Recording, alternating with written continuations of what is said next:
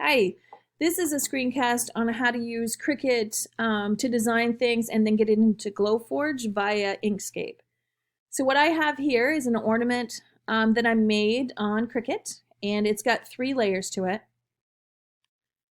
This is going to be my back layer, and what I'm going to do is cut these out on Glowforge, and I'll also do a little hole up here, but I'll actually do that in the Glowforge program for my little ornament, and then I would glue them all together. So the first thing you need to do, once you have your design done, and make sure if you want to have it cut like this, like the snowflake, that you weld your design together. So you need to get rid of this grid in order to take the pictures to put it into Inkscape. So you're going to go up to these 3 lines, click on settings, and you're going to say no grid. And that removes the grid, because if you were taking a picture of that, it would pick that up as well. So when you're taking pictures of these, if you have the 3 layers like I do, I have to do it 3 separate times. So I always usually have Inkscape open so that it's easier for me and quicker just to go between the 2 programs. So what you do on a Mac, you do Shift Command 4. On a Windows, you do Windows Shift S.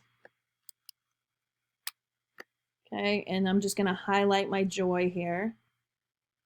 And it's going to take a picture of it. So then I'm going to pull up Inkscape, and I'm going to pull that in before it goes away on the Mac. And I do that just because it saves me time from minimizing. All right. Oh, one other thing I forgot to tell you. Make sure that when you're in Cricut, you have your layers different colors. This will save you time when you're in Inkscape. I didn't remember it the first couple of times, and it's just easier. These are not the colors that are going to come out, of course, in the Glowforge, because the Glowforge doesn't have ink, but it's easier when you're doing it on Inkscape.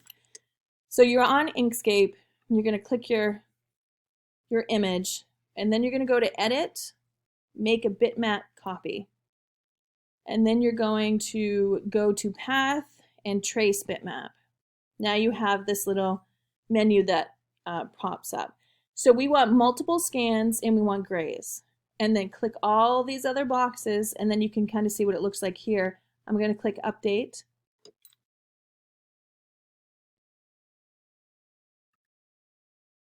And you can kind of see what it looks like. Okay, I'm going to press OK.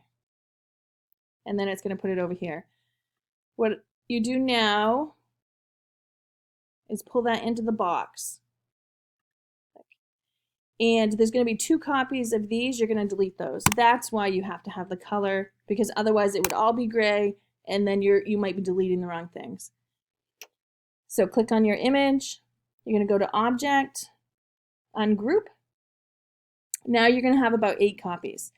And what I do is I just pull them apart, take the best one. And that's usually somewhere close to the end. It's not usually the last one. Okay, that one's definitely a no.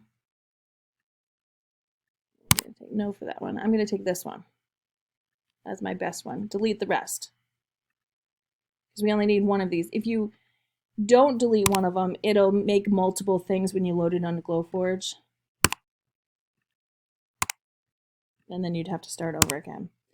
All right, so I have the one I've chosen. Now I'm going to go up to File, Save. I'm going to do Save As. And I'm going to say this is a star ornament. Okay, so I'm in the saving. I'm going to call it Star Ornament. I want a plain SVG. And actually, I want it on my desktop because it will be, yeah, right there. It'll be easier for me to find. I'm going to click Save. Right, so I've saved it, and I've opened up Glowforge. I'm on the dashboard. I'm going to create new blank design, and I'm going to import, upload. I'm going to look for my star, put it on my desktop here. Star ornament. All right, so I'm just going to upload this. For some reason it keeps pausing my screencast. Sorry if it's a little jumbled here. All right, so I put that on my desktop, and it was the star ornament SVG, and I'm going to say open. All right, and then there's my guy. So I'm gonna come over here. I'm just gonna put the dollar store stuff. Now, if you click on this, all right, so this was successful, and I know it was because I have all of the functions up here. If I did it wrong at any point, it would only let me engrave, and then I'd have to go back and do it again. All right, so if you're doing different layers, you have to do that for each one of the layers. You can import it in on the same project, and then you can work on the Glowforge. You can, once you get into the Glowforge, if you wanted to, you could engrave something, you could score something right on the top. Like if I wanted to say Merry Christmas up here, I could do that as well. All right, let me know if you have any questions.